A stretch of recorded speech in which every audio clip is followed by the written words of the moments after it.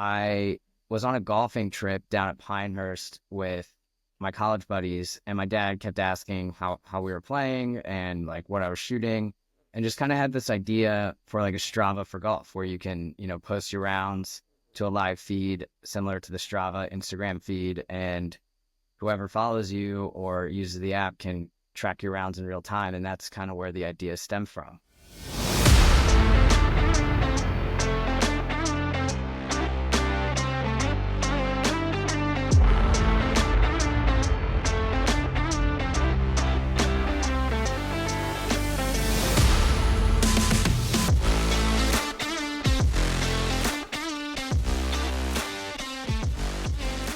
Hello, welcome to the Whole Story Podcast. Robbie here, coming to you to introduce you to today's show. We've got an exciting one. I think you guys will appreciate it. Billy Annesley with Bantee Golf is joining us and going to tell us all about Bantee, what they do. It's a social golf app. I think you'll enjoy it if you're not using any kind of golf scorekeeping app or things like that. I highly recommend you check them out. So you'll learn more about Billy and what they're doing at Bantee. As always, we are brought to you by some friends of the program, Holderness and Bourne. Check out hbgolf.com. They've got their fall collection out now. Good hoodies, vests, pullovers, pants, all the above, polos, of course.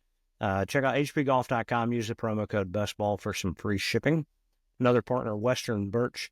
We talk about the custom tees all the time. I've got a couple boxes here of different ones that I've had them do for us. They are incredible, do great work. They're doing some other things. They've got a valuables pouch. They do some custom bag tags. So check out westernburst.com. Again, use the promo code BESTBALL for a free gift with your order. So as we take you into this week's episode, I do want to introduce you to one more new friend of the program, our friend Phil with Vice Drinkware. They did some incredible glasses for our time at the Cooler there at Landman. He's doing some for Best Ball.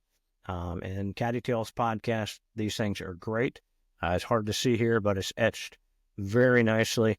And yeah, we're going to enjoy this. So as part of our new friendship with them, with Vice Drinkware, every episode, we're going to raise a toast and say cheers. So I hope you guys enjoy this episode of the Whole Story Podcast. Today's guest on the Whole Story Podcast is Billy Annesley. I hope I pronounced that right, Billy. I am sorry. Co-founder of Bantee Golf with friend Andrew Winter. So, Billy, welcome to the Whole Story Podcast. Thanks for having me. And you did pronounce it right. It's always a toss-up of Annesley or Annesley, and you nailed it. Perfect. Well, so far so good. So, tell us about yourself. How did you get involved in golf? I mean, you started a business, but let's dig into the background. Did you grow up playing as a kid? How'd you get involved? Yeah, absolutely. I grew up playing as a kid. I'm from the Philadelphia area, out by like near Villanova, and what they call the main line. And grew up playing golf a lot with my dad and my grandfather. Very casual player. I played other sports in high school and growing up, and wasn't always that good at golf. So just kind of wasn't, the most fun to play when you're a kid and you're not like hitting the ball right. And just, I think over COVID, we all moved back home. I was living in New York City at the time, and I moved back home with my parents. I was like 27, 28 at the time, and just started playing a ton more. Because up in New York City, you don't really get, it's a huge effort to go play golf, and they have Chelsea Piers and 5-irons, but it's just not the same as getting out there. And was just playing a ton, and I liked my job, but I always kind of had ambitions to make an impact and do something what I found to be cool and fun to work on, and just wake up every day, loving what you're doing. And I was on a golfing trip down at Pinehurst with my college buddies, and my dad kept asking how we were playing and like what I was shooting, and just kind of had this idea for like a Strava for golf where you can, post your rounds to a live feed similar to the Strava Instagram feed, and whoever follows you or uses the app can track your rounds in real time. And that's kind of where the idea stemmed from. That's awesome. So how did you and Andrew meet? Were you all college buddies? How did this come together? Yeah, so I had been working on the app for a little bit, but as a first-time founder and I'm non-technical, I knew I kind of wanted someone else in this journey with me. And it took a bit of time to find the right fit. You have a lot of conversations, and it's just like an endless battle trying to, meet that guy that, or girl that would, mesh well with your vision and just, also want to take it on. And I joined the Y Combinator co-founder matching platform, and you can create your profile. Mine was set to like, I have an idea looking for a co-founder.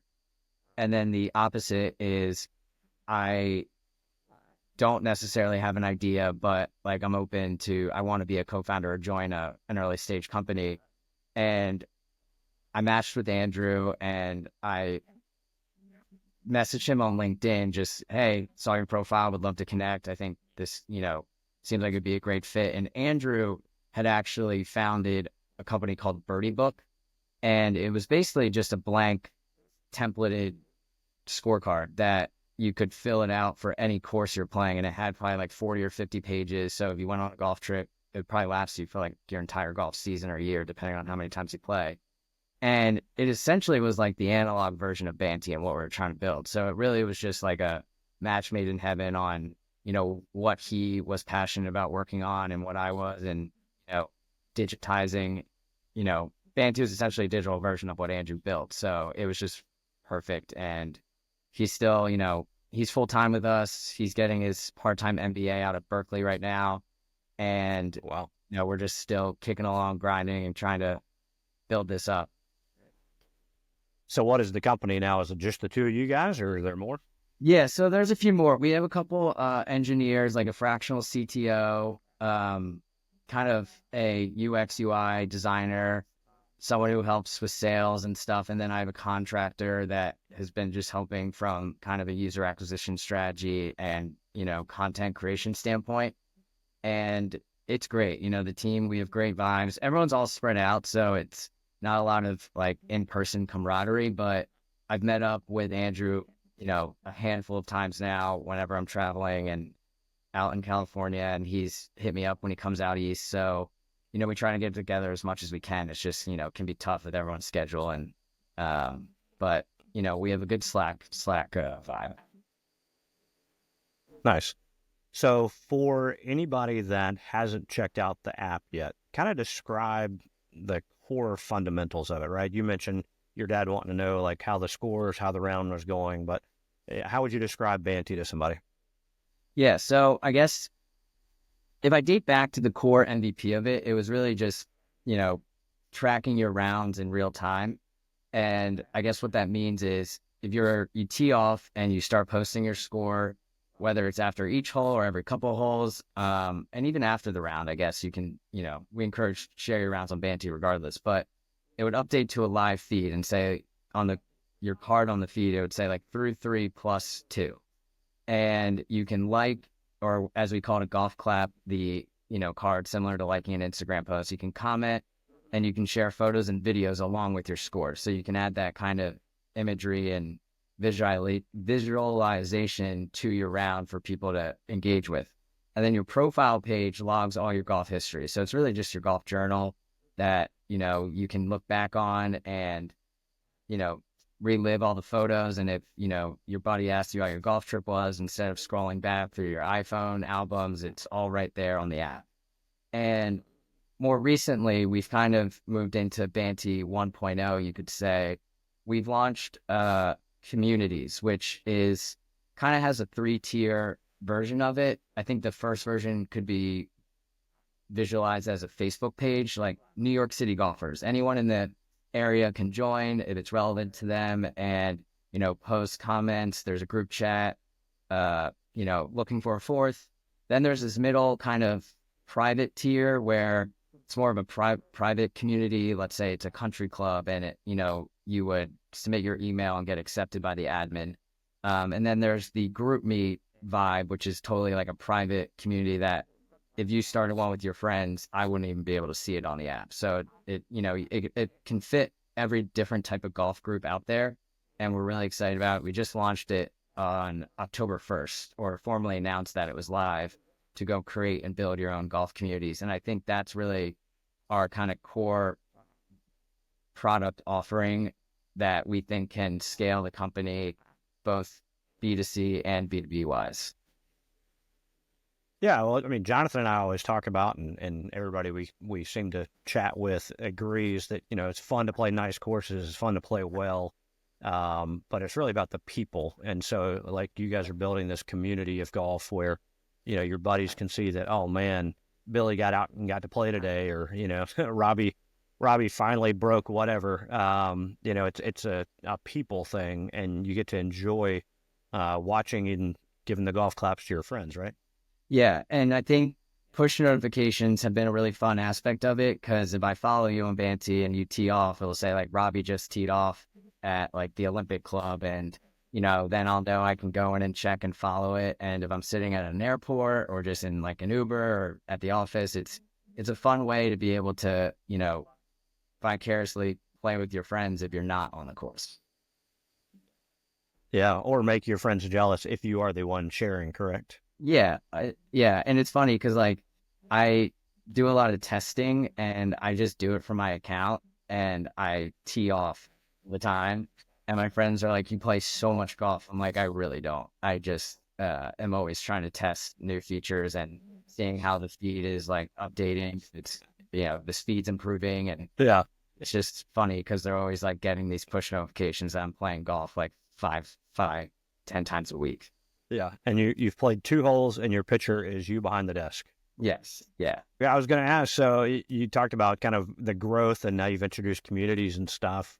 Have you done? I think I saw some advertising built in where you can, partner with other companies to get their brand in front of people.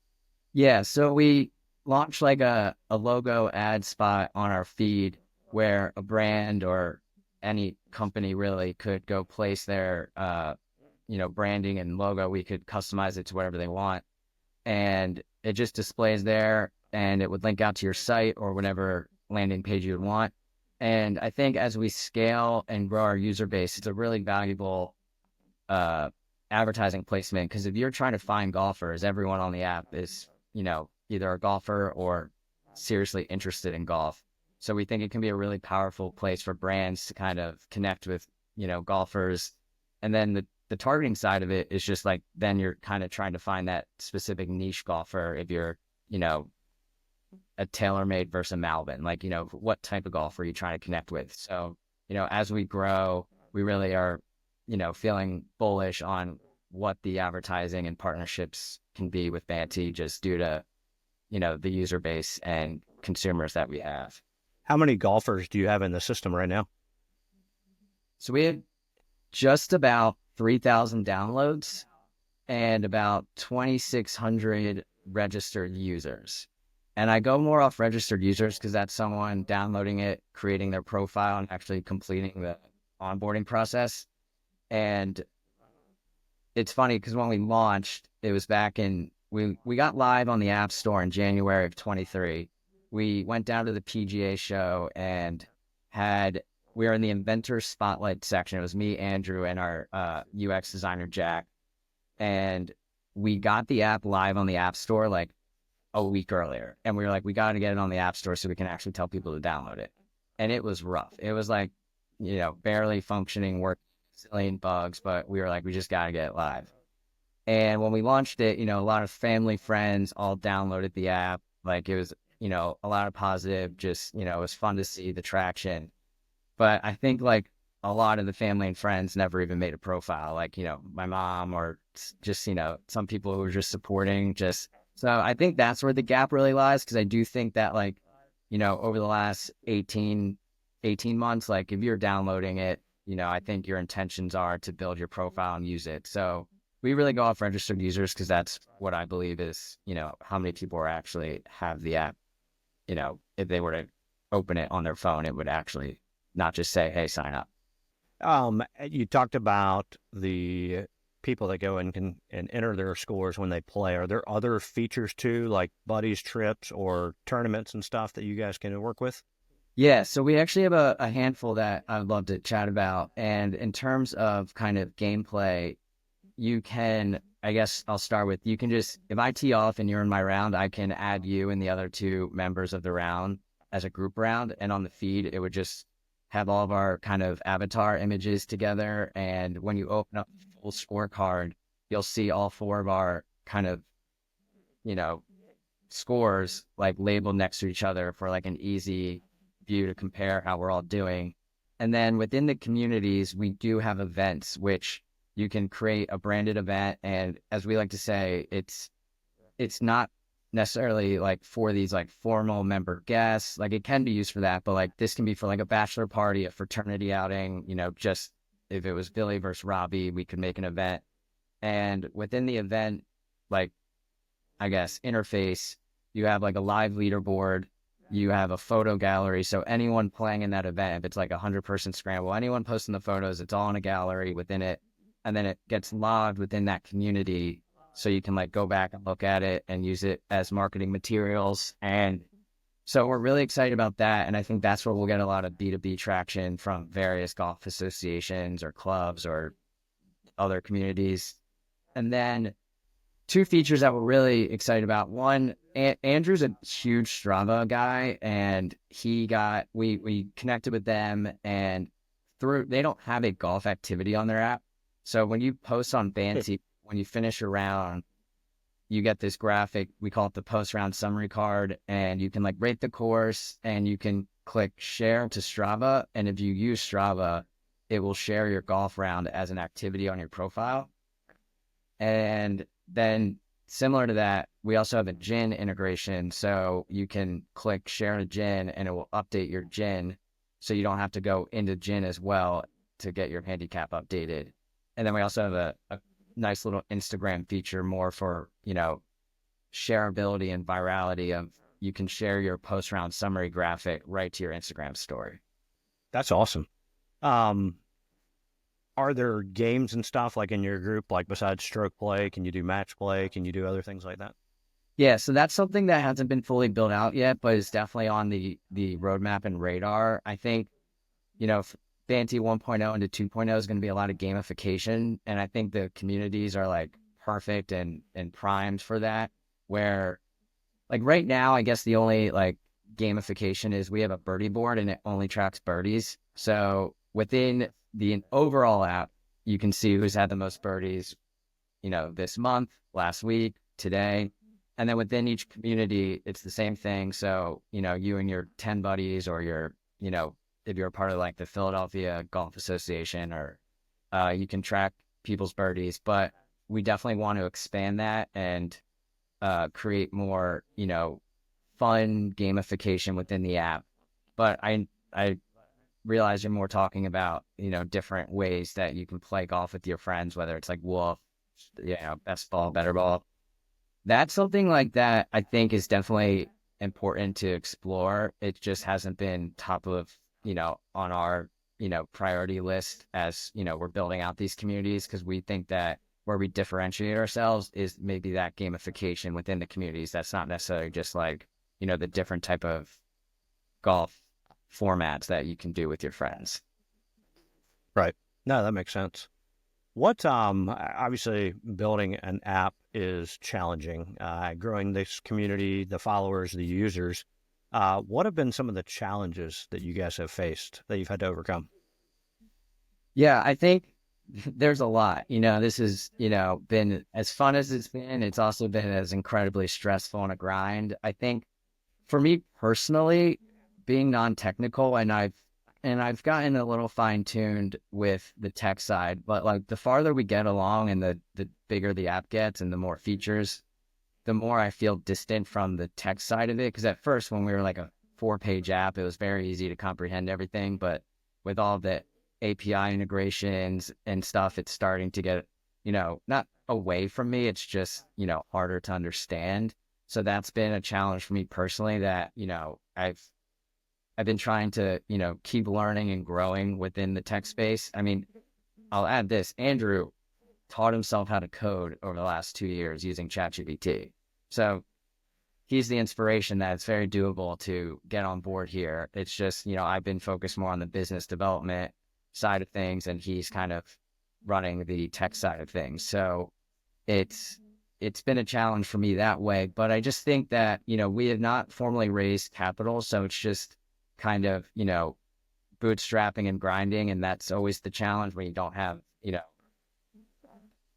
endless funds to go hire more devs to ramp velocity or pay for user acquisition and, actually execute those strategies that you think about all day. So those have definitely been some challenges as well. And, I think it's just hard in general to make an app go viral and get people to, kind of buy in and just even download it. So it's kind of just working on the branding and building, community trust and brand trust and making sure that people find it exciting and wanting to give it a shot. What's the competition like in this space? It seems like there are other scorekeeping apps out there. How do you guys deal with those that maybe have been there a while, and then others that are popping up at the same time? Yeah, there's definitely competition. I think, the kind of OG ones is the 18 birdies and the Grint and all square. But then there's a few others, Golf Game Book, Fair Game, that have been kind of newer. And, I think that in terms of kind of navigating that, it can be tough. But I think for me, originally when I first had the idea, I wireframed it, which I taught myself how to do on YouTube because I didn't really know what that was at the time. But I kept looking at the apps, like the other apps, just to see how they were like formatting golf features and integrating it in their user interface. But then, you find yourself kind of copying, like you're like, oh, that looks good. So I kind of stopped doing that and I kind of deleted them off my phone because I was like, if we're going to make this original and kind of have our own unique touch to it, it's got to kind of get stemmed from inspiration from maybe other apps or just other design, tactics. So that's been something I've tried to do is almost like keep them in the rear view, but not, kind of put too much stress or focus on it because I just, I want to make sure Bantee remains unique. And I think that our community feature is something that's not really being executed in the golf app space right now that I think really does differentiate us in the market. Um, but I think the competition's great.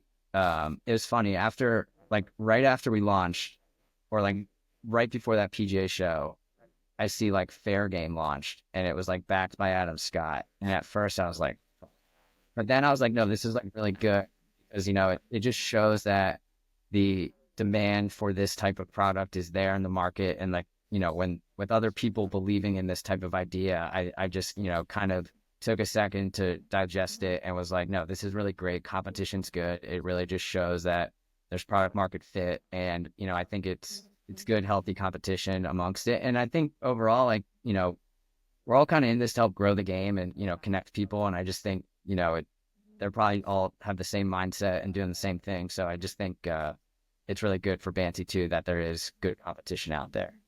Well, you mentioned the brand, and I think you guys have an incredible logo, and I know you guys do some merch and stuff like that. So, tell me about the logo. How'd y'all come up with it? What was the idea? Did you design it yourself? No, I did not. I got into graphic design from doing all of like our social and content stuff over the last 2.5 years. But back before, I think the app was even being coded, I went on Fiverr and messaged someone who was like, it was like $50 and was just like, hey, can you help me with the logo? I want like a bird on a tee and I want the golf club as the wing. And that's really what my message was. And first shot, the bird logo, it was just like a one and done. She did it and it was great and I loved it. And it did have like a much longer driver wing at first. Like the driver shaft was like really sticking out.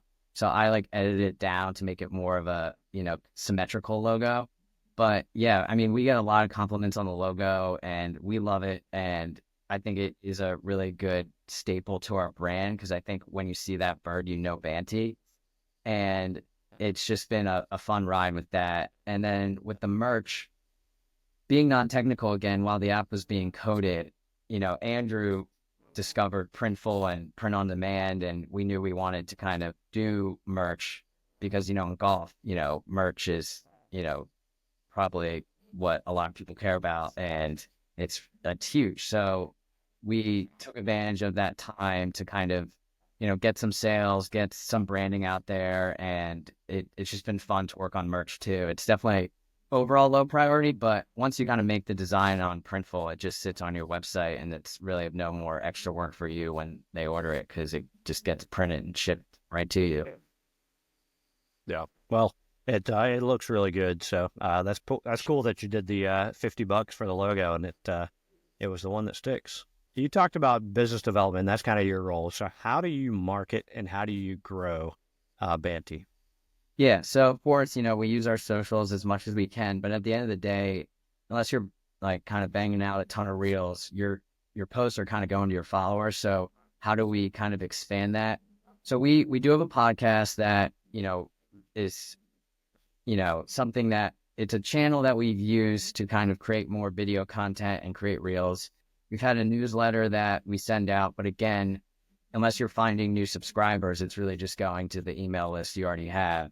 So in terms of, outside of these kind of online channels that you would, try to get exposure and eyeballs and impressions, our strategy's been, reaching out to golf courses surrounding colleges because, we're kind of, our target market's more of that Gen Z early adopter. And, there's a huge, golf scene at many colleges. And it's not just the actual D1 athletes or the club. If you're a standard student, you like to golf, you go do it. So we have, our strategy's been kind of trying to partner with some of those golf courses where all the college kids are funneling in on the weekdays and weekends for rounds and trying to get exposure there.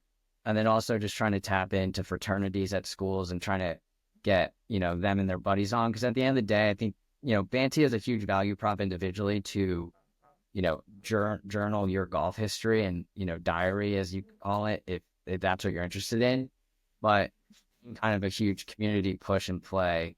We really, you want to get your friends on it and know that, almost have that effect where like, oh, like all my buddies are on it. I want to get on it too. Yeah, and compete against those guys. So that's awesome. Yeah. So let me ask, we've talked about Bantee, but let's talk about your game for a second. I don't know if you've listened to any of our podcasts, but we asked all our guests to tell us about your most memorable golf shot. Ooh. That's tough because I don't have a ton of them. But it's probably the time I chipped in like from like 50 yards out for the first time. I was kind of down low. It was the 16th hole at Philadelphia Country Club. And for anyone who knows it or doesn't know it, it's this giant downhill hole. It's a blind tee shot, and when you drive it, you either can drive it like 400 yards because of the roll, or it kind of just rolls into the rough off the side. But I had a really good drive, and it went all the way down, and then I had a chip, and this was the first chip, and the chip went right below the first bunker, so it wasn't a great shot. And I had this blind chip up because it has a lip, and I just kind of took the flop shot, chipped, and it rolled in, and my buddy on the green just put his hands up, and we celebrated. That's awesome. Yeah. Man, Philadelphia Country Club, you said? Yeah. I hear that's a good spot. It's great. Yeah, it's William Flynn. They hosted the 1939 US Open, which is kind of their the biggest tournament they've ever had, and I don't think it's ever going to come back, but they've recently done some renovations to restore it to more like the 1939 design. So I think in like the 60s there was a huge like golf push of putting more trees on the course, and it kind of just really got changed a bit. So I'm excited to see how the full course looks once they finish this renovation come June. That's awesome. Hey golf friends, this is Robbie from Best Ball. Are you looking for the ultimate Myrtle Beach golf experience? Well, it's only a click away. Check out the two-play special at two of America's most awarded public golf courses and two of my personal favorites. Caledonia Golf and Fish Club and True Blue Golf Club are low country masterpieces featuring two iconic Mike Strantz designs. Play these two incredible courses for one great price. Visit truebluegolf.com to learn more about the two-play special and book your tee time today. That's truebluegolf.com. Well, we also like to do kind of wrap up. We do this thing called a quick nine. It's just kind of a rapid fire. You can give as much explanation on these as you want, or just short answers. So first one, favorite course that you've ever played? Sabonic. Nice. All right. What course is at the top of your bucket list?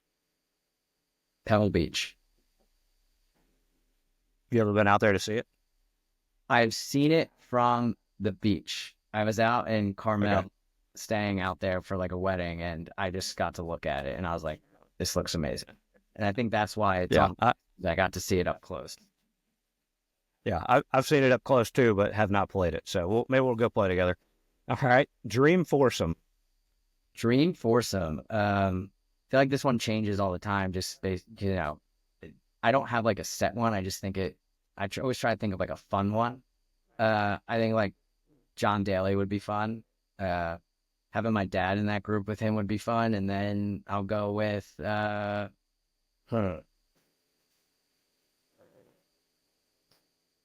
guess Tiger Woods. I always think that's like the lamest answer, but he is like the GOAT. So it's hard not to pick him. Yeah. It'd be fun. It'd be fun now, especially because he seemed to have mellowed out a little bit more than maybe his early days when he was dominating. But all right. Favorite club in the bag? My 56. Okay. Jonathan's favorite question. Favorite snack on the golf course? Favorite snack on the golf course? Beef jerky. Nice. They have that at Whistling Straits. You got to go check that out. Yeah. Well, snacks are, is it like a hot dog? Is that considered a snack? I feel like that's more of like Absolutely. I'll stick with my beef jerky. But Absolutely. Lizzie at the turn is always, it's unmatched. I like it. All right. Y'all have a great logo. We ask everybody, what's your favorite golf course logo? Ooh. That is a great one. The Hoopy logo is great. The onion, it's definitely up there. Yeah. It's top notch. Have you played it? I have not. My uncle has, so he's told me all about it. And I love the Congaree logo down in South Carolina. It's kind of got this like tent with like some waves. It's great. You can go on about it, but I really do love the Philly Country Club logo with the horse head. I think it's, classic and looks great. And I always love buying their stuff. So that's awesome. All right. Are you a music on the course kind of person? And if so, what kind? I am definitely dependent on like the setting of the round. Like when I played at my bachelor party, there was 100% music, but if it's kind of an early morning serious round, it's okay to not have it. A mix of hip hop and country. Nice. All right. If you weren't building Bantee, what would you be doing? I think I would explore this graphic design passion that I've kind of, developed over the last 2 years, where it's just really fun to be creative and work on this stuff. Like web design's been super fun, but I just love making other logos and graphics, and I definitely would go pursue that. Nice. All right. Final question. You mentioned 1.0 is out and you're building communities within the app. What is next for Bantee? Yeah. So I think on top of all that, we really have this vision that, there's this gap in the marketplace or golf industry to find and discover local events, depending on whoever's putting them on. And I really think that Bantee can be a home to kind of, within the communities, like go explore any type of event that, people, like if you're the company running the event, you can promote it there and try to get signups and get people to, discover and learn about it. And if you want to go play in competitive matches, it can be your home to find it. And I think that's something that, we feel confident about, that we can go build and really like layer on top of what we've already built. Very nice. It'll be exciting to follow. Yeah. Billy, I appreciate it, man. This has been fun to learn more about it. Definitely encourage everybody to go get the app, but don't just do that. Sign up and use it. Go through the onboarding process, start using it. You'll have some fun doing it. And go to check out Bantee Golf, Bantee golf.com. And that's where you can find and learn more about it. But Billy, thanks for joining us on the Whole Story Podcast. Robbie, thanks for having me. This was super fun. Appreciate it. And hopefully we can get out soon.